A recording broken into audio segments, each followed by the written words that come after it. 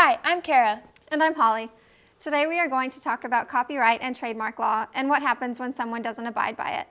Copyright protects expressions of the mind.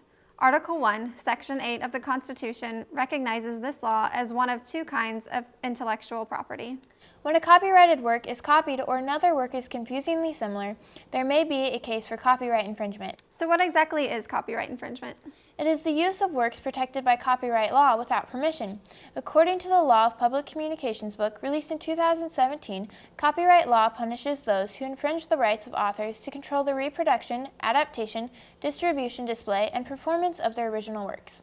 While copyright is associated with expressions of the mind, trademark is any word, phrase, symbol, slogan, or device, or any combination of them, used to identify goods or services and to distinguish them from those manufactured, sold, or served by others. The life of a copyrighted work lasts the life of the creator plus 70 years. Trademark, however, lasts forever as long as it is being used. We have a few examples of lawsuits involving copyright and trademark issues to discuss. One case dealing with copyright infringement is Taylor Swift's song Shake It Off versus Jesse Graham's song Haters Gonna Hate. Graham is suing Swift for using the same phrase that he used in his song. Here's a small sample of his song. Haters gonna hate, haters gonna hate, players gonna play, players gonna play. Watch out for the faker. They'll make you every day, make you every day. I definitely don't think that sounds confusingly similar. Do you, Kara? Absolutely not. In case you forgot what Taylor Swift's song sounds like, take a quick listen.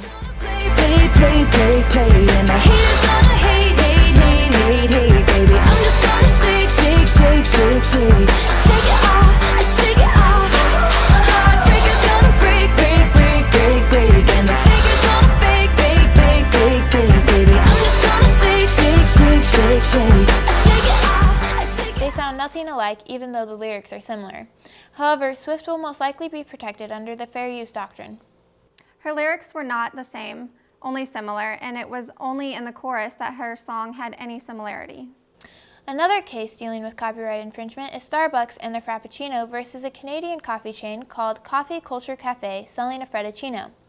Starbucks complained the Frappuccino mark is similar to Starbucks' famous Frappuccino mark in appearance, sound, and connotation, both beginning with FR, contain 4 syllables, end with chino, and evoke a European-inspired cold coffee beverage.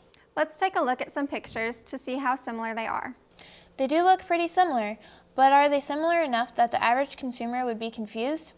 I think it could be confusing if the consumer didn't see the logos. But Starbucks has a pretty distinguishable logo that, though the cups look similar, I don't know that they would necessarily be confused. The chain that is part of Obsidian Group, Inc. has begun to change the name to Freddo's, but Starbucks claims that the damage to sales has already been done. Starbucks first got the Frappuccino trademark when they purchased a coffee chain in Boston in the mid-1990s. Starbucks is also claiming that Obsidian used false advertising because they said the Frappuccino was fair trade certified when in fact it wasn't. With these factors in mind, it's hard to tell what the outcome will be, but I'm sure that Starbucks' case is strong enough.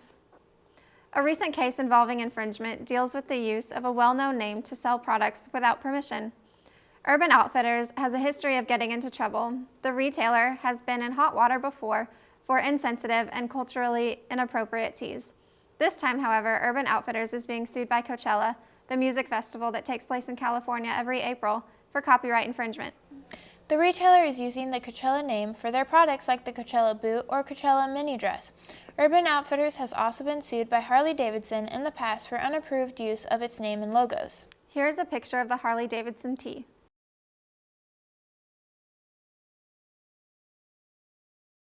What do you think, Kara? Well, I would think that they bought that from a Harley-Davidson store because it looks exactly like their logo to me. And after checking out Coachella products for ourselves, it's pretty clear their target audience was those who plan on attending the music festival, as it says in the description. Check it out.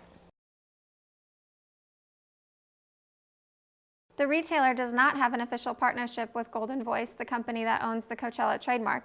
H&M, which sells H&M Loves Coachella line, has the right to use the festival's name, but Urban Outfitters does not.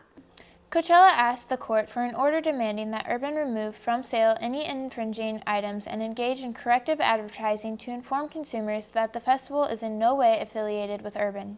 Moreover, the lawsuit accuses Urban Outfitters of using Coachella as a search term on their website. Also, a search for Coachella clothing on Google turns up a sponsored result for the retailer. By now, you'd think Urban Outfitters would have learned their lesson and take extra measures to avoid situations like this one. However, it doesn't look like they have considered changing. Based on Urban's history, we predict Coachella will be more pleased with the outcome of this case. In order for it to be considered copyright infringement, it must be determined based on the 4 parts of the fair use doctrine, which determines whether the use is justifiable or is in violation of copyright infringement. These include the purpose and character of the use, nature of copyrighted work, amount of portion used in relation to the work as a whole, and the effect of use upon potential markets. Even claiming the work is not yours, without the permission of the creator, it will still be considered copyright infringement. All of these cases involve some level of infringement and are arguably violating the fair use doctrine. For example, in the Taylor Swift case, she may have used similar words, but it was one small portion and different enough that she would be allowed to use them fairly. An example of the nature of the copyrighted work can be seen in the Starbucks case. Depending on whether they intended for it to sound and look similar would play a big role in this case. Also, the Urban Outfitters case affected the potential market by using the Coachella audience as their target to increase sales.